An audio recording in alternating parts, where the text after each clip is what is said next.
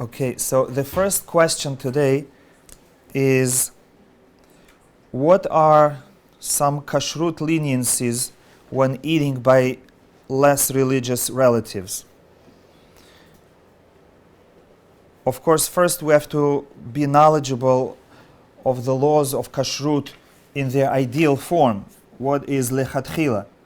And then when we visit, whether it's a restaurant or our relatives who might not know the halakha or might not keep the halakha, we have to know what can we fall back on, what are the leniencies that b'diavad, after the fact, it's still kosher.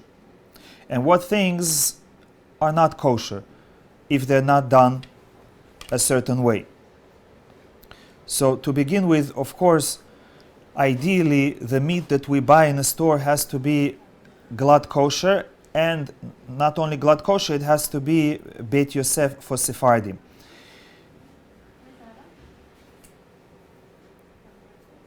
That's for your own home. What if you go to a restaurant and the restaurant doesn't serve Beit Yosef meat?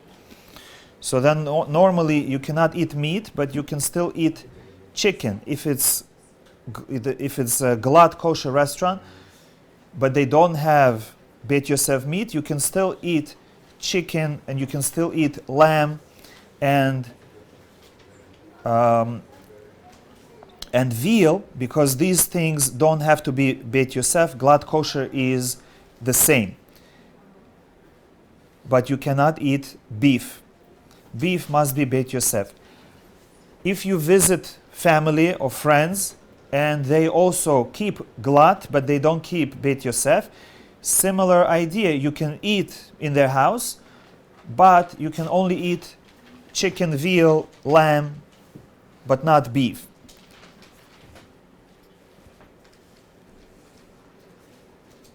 You have to be careful that sometimes a restaurant will say we're not glad kosher, we're just kosher. That is not the same as the difference between Beit Yosef and glad kosher. Beit Yosef is kosher for Sephardim, glad kosher is kosher for Ashkenazim. So at least you have what to rely on. But just kosher, what they call just kosher, is not kosher, not for Sephardim and not for Ashkenazim. So if a restaurant or a store or a relative says we keep kosher but not glad kosher, if they by saying kosher they mean that they buy meat that is not glad kosher but just kosher, that means we cannot eat there not meat and not chicken and not veal and not lamb. And ideally you shouldn't even eat fish there, because if they buy such meat, this meat has a very strong suspicion of being not kosher at all, and so their utensils and everything is not kosher. So anytime you hear the words it's not glad kosher but it's kosher, for us it means it's not kosher at all.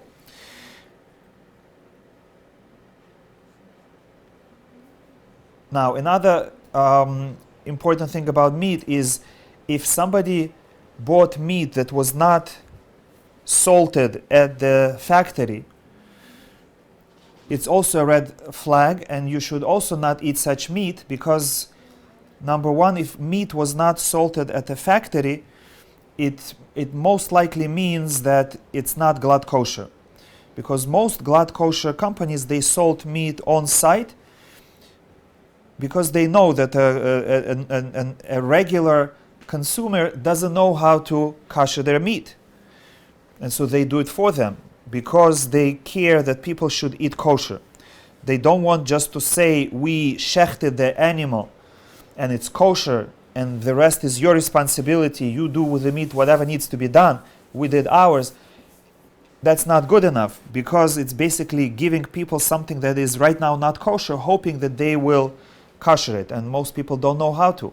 And when you shecht a cow, for example, there are three things that make it not kosher, even though the shochet shechted it the right way and the animal is healthy. They checked the lungs and other parts that need to be checked, and everything is perfect. Still, right now the animal is not kosher. Why? Because number one, it has blood that needs to be removed. Number two, it has forbidden fats. There are certain forbidden fats that we have to remove before we cook the meat. And there is sciatic nerve, that's called gidanashe. That's also not kosher, also needs to be removed. Now, if whoever provides meat for you just gives you a piece of meat and says, here, you make it kosher yourself, we shechted it, the animal is healthy, basically it means that they are feeding you not kosher, because you don't know how to extract the blood, you don't know how to remove the forbidden fats, and you don't know how to remove the sciatic nerve. However, if you buy in a place that is glad kosher, they will do all these steps before. And they will remove the sciatic nerve, they will remove the forbidden fats, and they will remove the blood. So you can just take it from the package and put it in your pot directly. This is more of a problem, even if the animal is kosher, and you cannot blame anybody if you go to a place where they shecht the live animal for you.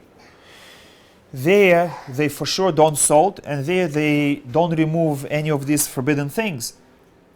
They give you the animal, they chop it up, and they give you the animal, and you do whatever you want with it. So,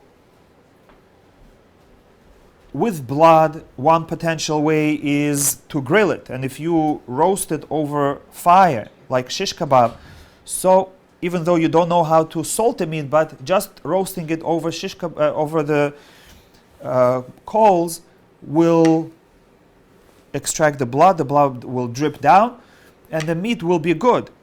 But that's only if you happen to take the part of the animal that doesn't contain forbidden fats and the sciatic nerve. But since they give you the whole animal chopped up, it's all mixed. Even if you want to, you don't know which part is what. And not only that, let's say you are an expert and you know these parts come from the side of the animal that is clean. But still you lose the other half because the forbidden fats and the sciatic nerve are in the back part of the animal. From the second rib down, the animal has to be processed further. Anything from the second rib up, the only concern is the blood. So let's say you go to a college point and you say, I know the shochet, I trust him, and let's say that it happens to be that he's reliable, so it will still be not worth it for you because you can only use the front half of the animal. As it is, it's expensive, and plus you have to throw out the back part, which is the more meaty and more tasty part. You throw it out and you only get the skinny part from the front. So it's just not worth it. You pay $200-300 for an animal and you only get less than half of usable meat. So therefore it's not practical, and for halachic reasons it's not recommended to have a private shochet who only shechts but doesn't do anything else. If you have a private shochet that shechts and then he only separates the meat that's kosher and he himself salts it and gives it to you, that's good. But usually that's not the case. So therefore, for us personally, it's recommended to buy meat that is glad kosher, and preferably Beit Yosef, and that was salted at the factory. Now, we already mentioned that if you happen to be in a place where the meat is Beit Yosef, but it wasn't salted, so then without going and learning the laws of salting the meat, you can just roast the meat over fire. And for that, you cannot salt it in a vessel, because once you salt it, then you have to follow the rules of salting it. You have to first cut it up, wash it, put it on the stick, or if it's a whole slice, put it on a grill, and only then can you add salt and spices. Because if you add salt and spices before, the blood will already start coming out from the salt and spices, and if it's in a utensil, the utensil is going to become not kosher, and the meat is going to become not kosher. So before learning the laws of salting, you can only salt the meat once it's on the stick or on the grill, and then put it over the grill right away after you salt it. Or once it's on the grill, salt it then. Another leniency that you can use, let's say you're visiting friends or family on Shabbat, and you know they buy glad kosher meat, kosher for Ashkenazim, but it's not Beit Yosef. So Sephardim have a leniency that if it is Shabbat, we are allowed to rely on Ashkenazim, and we are allowed to eat glad kosher, even if it's not Beit Yosef, which means since there is a doubt, even in Ashkenazi meat, they consider regular glad kosher meat kosher. And therefore they don't go further to check, is it also Beit Yosef? So therefore, any Ashkenazi piece of meat you take, there is a small doubt that it might really be Beit Yosef. Because it could be that it so happened that this animal was of the higher standard, but since they don't care about it, they just classified it together with the regular glad kosher meat. So because of that concern, we can eat regular Ashkenazi glad kosher meat on Shabbat or holidays or any Seudat mitzvah, any meal that is for a mitzvah. For example, a wedding. Since a wedding meal is a mitzvah, you can rely on an Ashkenazi caterer, even if the meat is only glad kosher, you can eat there. However, if you were present at the shechita and they checked the animal and they said specifically, yes, this animal is not Beit Yosef, it's only glad kosher, so then such an animal you wouldn't be able to eat even on Shabbat, because we can only rely on Ashkenazim for a mitzvah, and also because there is a small doubt that it might be Beit Yosef. Yes? I have two questions. First of all, what exactly is Beit Yosef? And my second one is, why only on Shabbat Chagim? Why can't that just be for every day? So the first question, what does Beit Yosef mean? So there are different opinions of how healthy the animal needs to be for it to be considered kosher. So Sephardim hold according to more strict opinion. They need the animal to be perfectly healthy. And the way we check the animal is according to its lungs. If the lungs are smooth, without any growths, without any adhesions from the lungs to the surrounding tissue, we see that the lungs are healthy. And if the lungs are healthy, we assume the animal is healthy. Because practice shows that if lungs are damaged, then usually there are other problems in the animal. So one of the things that we must check in the animal are lungs. However, Ashkenazim accept a more lenient opinion that allows certain blemishes. And therefore, since for us it's questionable, the animal is healthy, but it has some blemishes on the lungs. So it's enough of a reason for us to suspect that the animal might be sick. And therefore we don't accept such meat. Ashkenazim do. Since it is a valid opinion, and we have one doubt, could be that their opinion is valid, could be not. We hold stricter opinion, so under normal circumstances, not Shabbat, not a mitzvah, we have to be strict. However, if it is for a mitzvah, and you have one doubt that maybe their opinion is valid, and you have a second doubt that maybe this meat really is Beit Yosef, because when they mark it, as long as it meets their minimum standard, it's good. If it's higher, it's also good, but they mark everything as glad kosher. So regular meat that we buy has already two doubts. Glad kosher meat that we buy, it could be it is Beit Yosef, and even if it's not Beit Yosef, it could be the Ashkenazi opinion is valid. But it's not enough to allow us to eat this meat on a regular day. But if it is a mitzvah, a wedding, Shabbat, Yom Tov, Brit Milah. So then we say, since it's a double doubt, plus it's a mitzvah, so you can enjoy. Since your eating is a mitzvah, so for mitzvah we are lenient.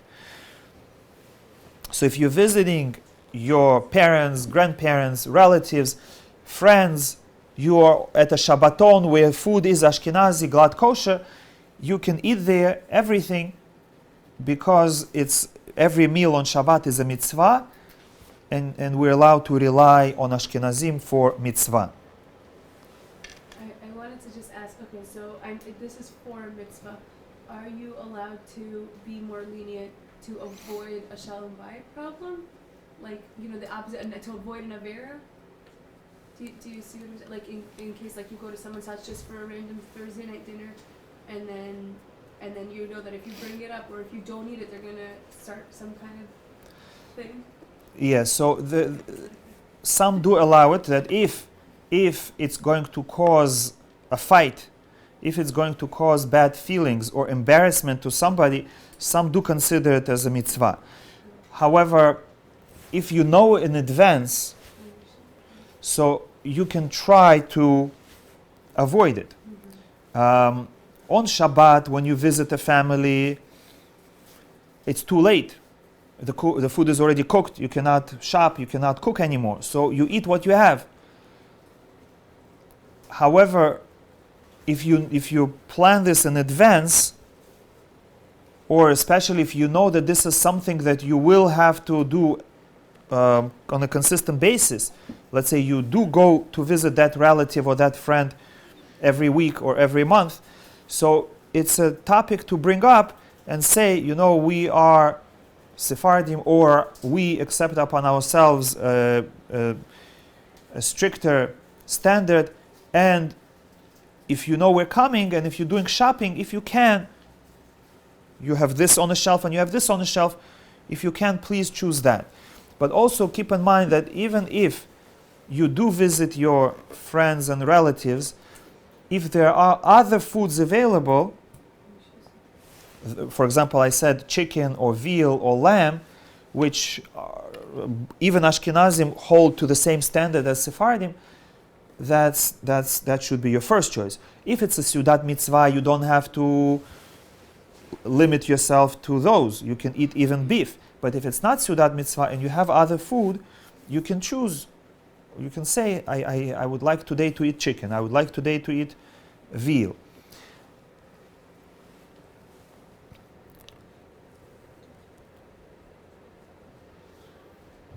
Now, let's go to the next part of it, and that is flour, wheat. There's something called Yashan and Hadash. In addition to our wheat, barley, oats, rye, spelt being produced at a kosher factory with no non-kosher ingredients, for Sephardim and some Ashkenazim, we're strict to make sure that the wheat was planted before last Passover, before last Pesach. As long as it was planted before 3 days before that holiday, this wheat is kosher. However, if the grain was planted after Passover and harvested in the summer, then we need to wait until the following Pesach to be able to eat it. So they usually dry it, they store it, and they sell it the following spring, summer. There are some Ashkenazim who are lenient, and they say that outside of Israel, and if you don't know exactly, you can rely on the leniency, because they say any wheat any flour that you buy, you don't know when it was grown. So to begin with, it is a doubt. And plus, there is this opinion that says that outside of Israel, it's more lenient. So we are strict, and we say, no, you have to make sure that this wheat specifically was planted before last Pesach. However, if you are visiting again family that doesn't keep Yashan, or a restaurant, or you're at a wedding with a caterer that doesn't serve Yashan, since it is a Sudat mitzvah, you're eating for a mitzvah, and you have the double doubt. Maybe the opinion that outside of Israel it's more lenient, maybe they're right. And even if they're not right, maybe this wheat really was grown before. There is a double doubt, there's an additional doubt. We can be lenient just like with Beit Yosef meat. But that is only for Shabbat, Yom Tov, and other mitzvah-related meals. Normally, however, we should try that if we're buying foods or cookies, pizza, we should buy pastries that are Yashan. And it says so on the package, Yashan. Kemach Yashan, either in English or in Hebrew. But again, if you're visiting relatives, family Shabbaton, and it's Shabbat, you can rely on the leniency, and you don't have to look into it. You can eat whatever you're being served, as long as it's kosher.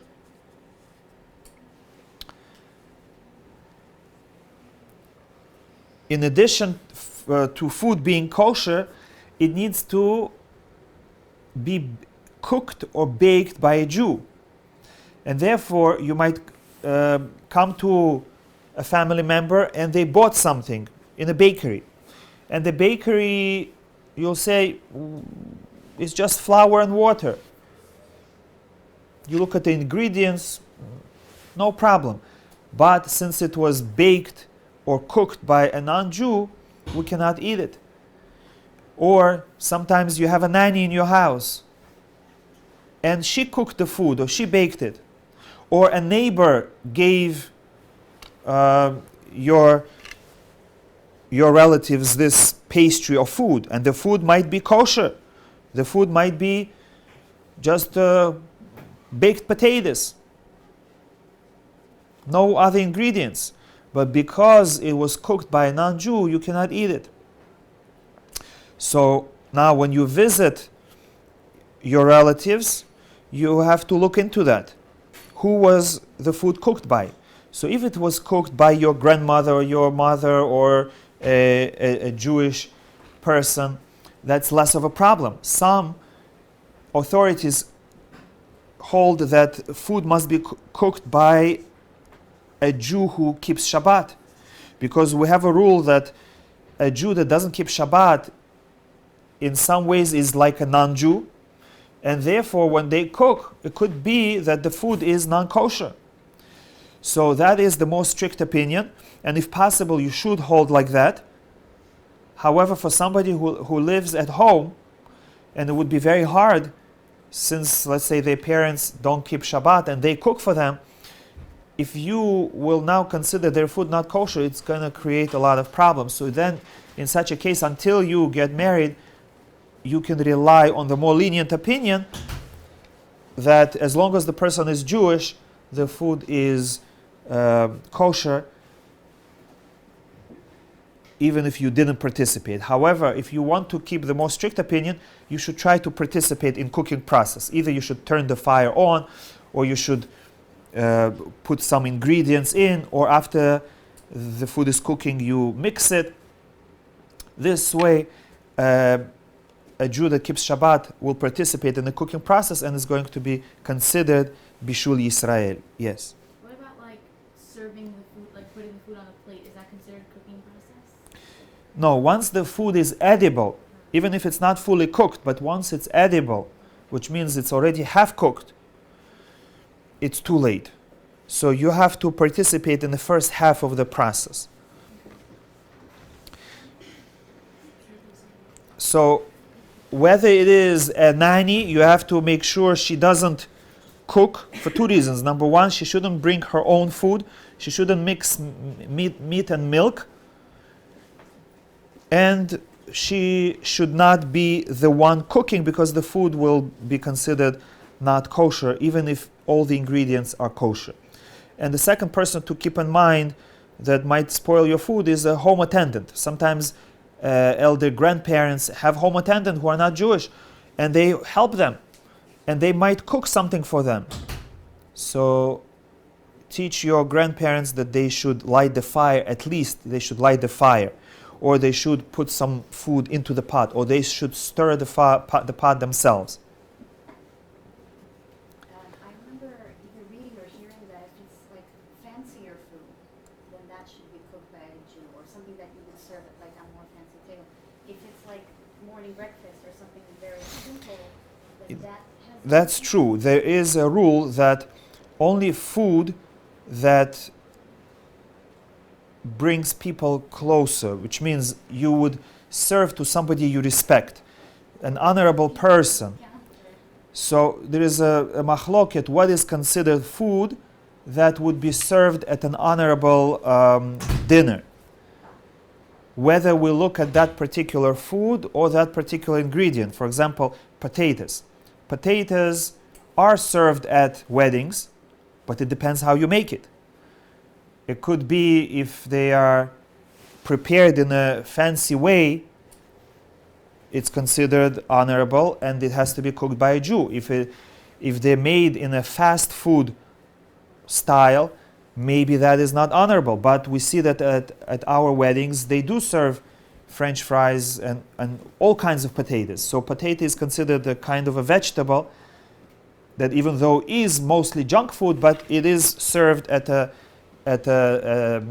honorable dinner, and therefore it is a problem. Each particular dish and ingredient has to be looked into separately, so it's a complicated area. Another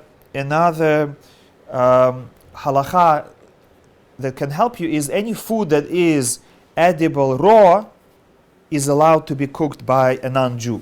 For example, vegetable soup where you only put vegetables that are edible raw, like carrots, onions, and other vegetables that are eaten raw.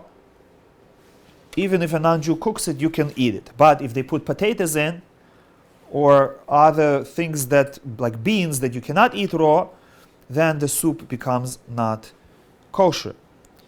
Also, we go after the majority of the ingredient. For example, if a non-Jew makes tea or coffee for you, since majority of tea or coffee is water, and water is edible raw, since you can drink plain water, so the fact that they boiled it is fine. The fact that they added coffee or tea, that's only a minority ingredient, even though it gives it flavor. But for this, the rabbis were lenient, and you're allowed to, therefore, to buy coffee or tea from a non-Jewish store, assuming it's made in a kosher utensil, which we assume it is, because they have a dedicated urn for hot water. Or if in your house, a servant, a maid, a nanny boils water, that's fine. What if you said like if you have a home attendant and like they're doing something for your grandparent? What if your grandparent like physically cannot engage in the cooking process at all? Yeah, so the minimum that they can do is light fire. Or somebody should light the fire, let's say in the morning, and then the whole day the non-Jew can cook. Here we rely on another leniency for somebody who has no other choice. Just lighting fire is enough. And if necessary, you can keep small flame forever. And then, as long as it was started by a Jew, the non-Jew can raise it, can lower it. As long as they don't turn it off, they can cook. Again, in cases where no other option. But ideally, it should be not only fire; it should also be participating in the cooking. Another area that you have to look into is the dishes. Like you said, what if the food was cooked correctly, but what about the dishes? So, assuming the dishes are kosher, but they were not taken to the mikveh, we have to take certain dishes to the mikveh. And which dishes we need to take to the mikveh? Glass and metal need to go with a blessing, and porcelain needs to go without a blessing, because porcelain is made from earthenware with a thin layer of glass on the outside. So if you visit somebody who keeps glad kosher, everything is kosher in the house, and a Jew cooks the food, but their utensils are not, they were not in the mikveh. So of course, if you can inform them about it and help them to bring their utensils to the mikveh, that's better long term. But if not, two things to keep in mind. Number one, after the fact, if the food was cooked or served in a utensil that was not in a mikveh, the food stays kosher. You cannot use the utensils without them being in a mikveh, but the food is not affected. However, if they serve it to you, you cannot eat from the plate or with that spoon. So then you should transfer it into a disposable plate and eat with a disposable spoon. The food is kosher, but you cannot use these utensils. If it's a kind of an object that doesn't need a plate, for example, they gave you pastry or they gave you goshgeja or anything else that you can hold in your hand, so just pick it up into your hand and eat with your hand. Whether it's fish or chicken, just take it with your hand and eat. This way you're not using the utensil. Otherwise, let's say something like soup, you need a utensil, you need the bowl, so then take a disposable bowl. This way you don't have the problem of mikveh. If you visit a non-Jewish establishment, a restaurant, and you want to drink tea, so then it's preferable to take glass cup, because glass, we hold, does not absorb, and therefore glass always stays kosher. And as long as glass is clean, we don't care that they serve non-kosher food in it. We can use it for ourselves. So let's say you're visiting a hotel and they have glass cups. You can use those glass cups to make for yourself coffee, tea, or even cook your noodle soup in it or anything else in it. Since it belongs to a non-Jew, you don't have obligation to dip it in the mikveh. And because it's glass, it's kosher. However, with a Jew, it's not going to work. With a Jew, if you have a choice, glass or porcelain, glass is a greater obligation. We have to bring glass to the mikveh with a blessing, porcelain without a blessing. So if you do have to use, as long as you know by a Jew it's kosher, the only question is mikveh, so then for a Jew it's preferable to use earthenware or porcelain and not glass and not metal. But of course, preferably disposable. Yes? If you're like in a hotel or vacation or whatever and they have plates that are porcelain, are you allowed to eat like cold food on that? If you have a non-kosher plate, temporarily you can use it for cold food. Yes. But if it's in your house, then you shouldn't keep such plates around, because you might forget and then warm something up on them. And one more item about kosher food is bugs in vegetables. Certain foods, even though it's seemingly kosher, healthy produce, like lettuce and other fruits and vegetables, what can be wrong with it? But since we're not allowed to eat bugs, we should check and wash our vegetables. Certain fruits and vegetables, we consider them clean, they're not infested, and therefore just simple washing for cleanliness is enough. Certain fruits and vegetables need proper washing and checking to make sure that there are no bugs. So if you know how to do it and your relatives don't know and they prepared something with the ingredient that needs to be checked, then you shouldn't eat that dish. If there are other foods available, you can eat other foods, but not that particular salad or dish.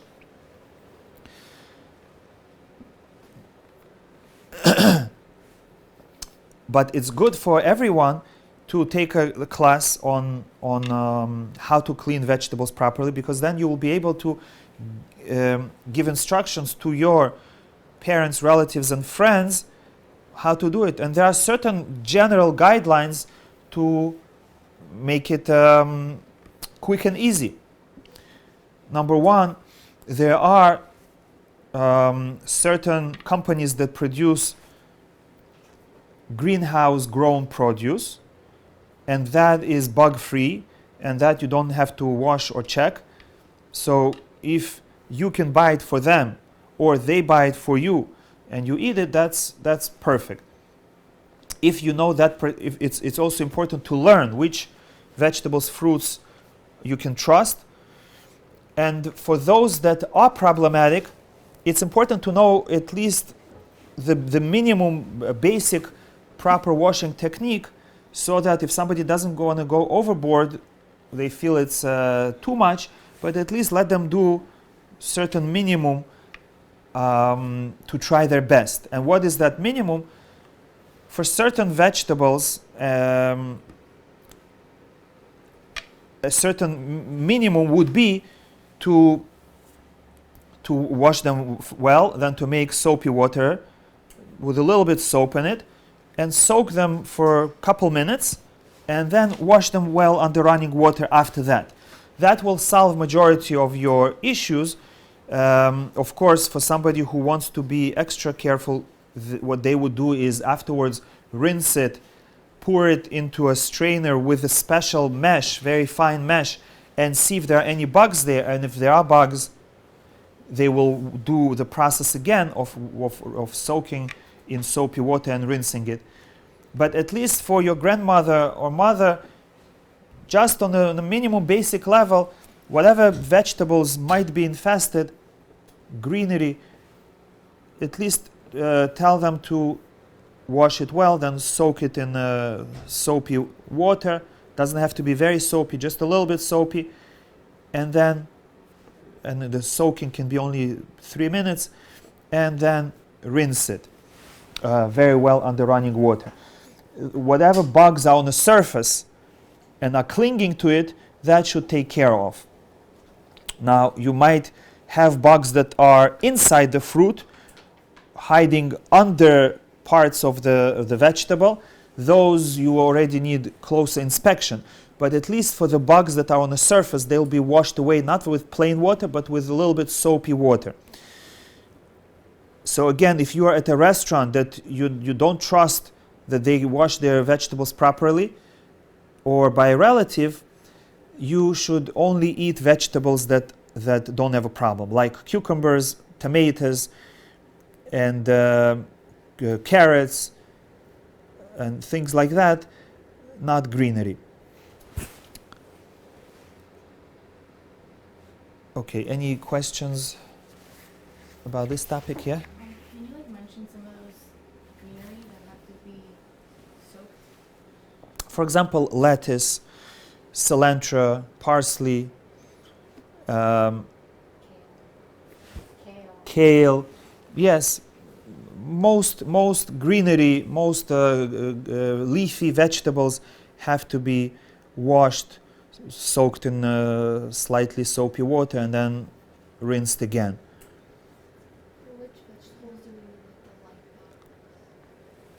So again, the light box, there are a few uses of it. One use is after you wash the vegetables, you rinse them, and that water that you rinsed, you pour through a mesh, very fine mesh, and then you put it over the light box to see if there are any bugs. If there are bugs, then you assume there are still bugs in the vegetables, so you have to do the process again. That's one use of the light box.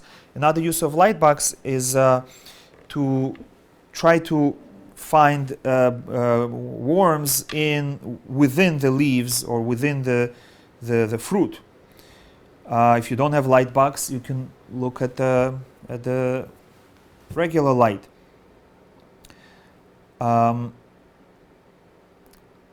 Vegetables like I mentioned, cucumbers, tomatoes, radishes, squashes, apples, watermelons, melons. These vegetables are usually clean. Just regular washing is fine. Whereas broccoli and cauliflower and various berries are very difficult to clean, and you shouldn't do it unless it was grown in a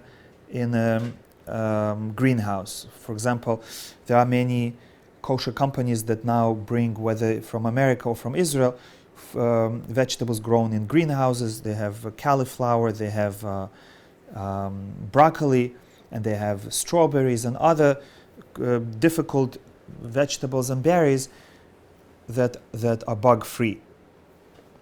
One more thing, that if you do have to use such vegetables and fruits and there is no kosher variety available, so first you have to do your best to wash it well, soak it in soapy water and rinse it very well, and then we still cannot rely on it, because these vegetables that I mentioned, cauliflower, broccoli and berries, the bugs can be within the vegetable or berry.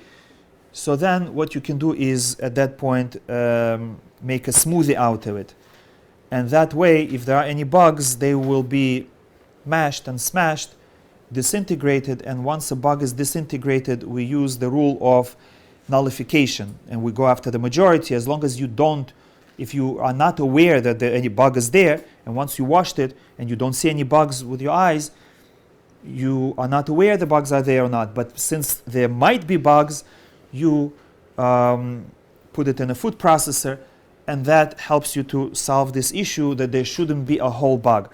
Once the bug is divided, then it becomes nullified in the majority of food.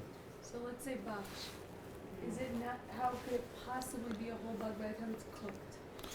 You know, that's so. But then I hear people say I won't eat that baksh because I don't know how. Yes. So for baksh with cilantro, again they should rinse it. They should soak it in soapy water. It's very easy because you can do a whole bunch at once. 2 bunches in a big container, and then after it soaks in soapy water for a few minutes, you rinse it very well under running water, and at least at that point you already solved majority of this issue. Most bugs were already washed away. Now if there are any bugs, maybe hopefully by the time you chop it up, or you at that point it's even better to put it in a food processor to grind it well. And by the time you cook and you mix it well, you hope that it was disintegrated.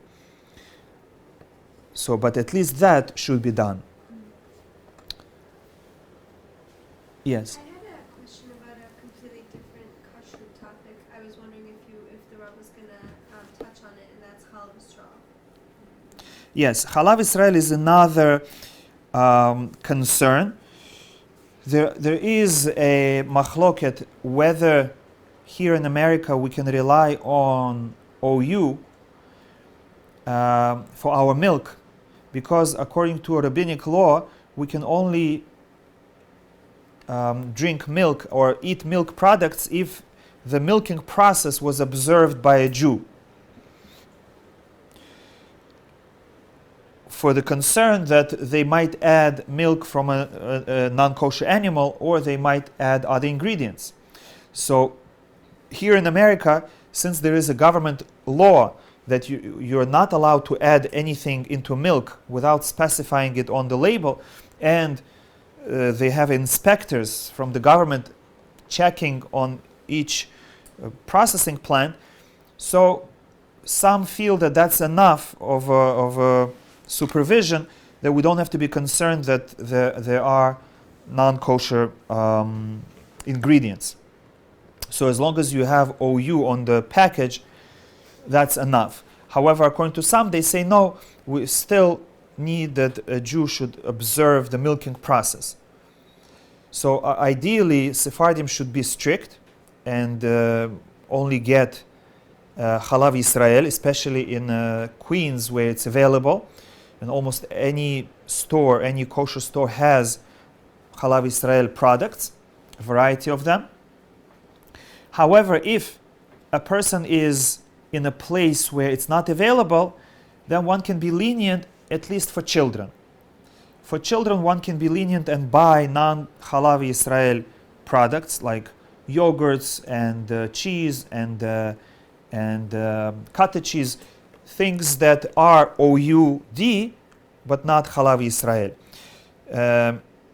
For an adult, it's better to be strict because this is not something that is essential. You still have meat, you still have chicken, you still have bread, you still have vegetables, and you can live without it. For a child, since it's a big part of their diet, one can be lenient. If Halav Israel product is not available, one can be lenient and buy a non-Halav Israel product for children.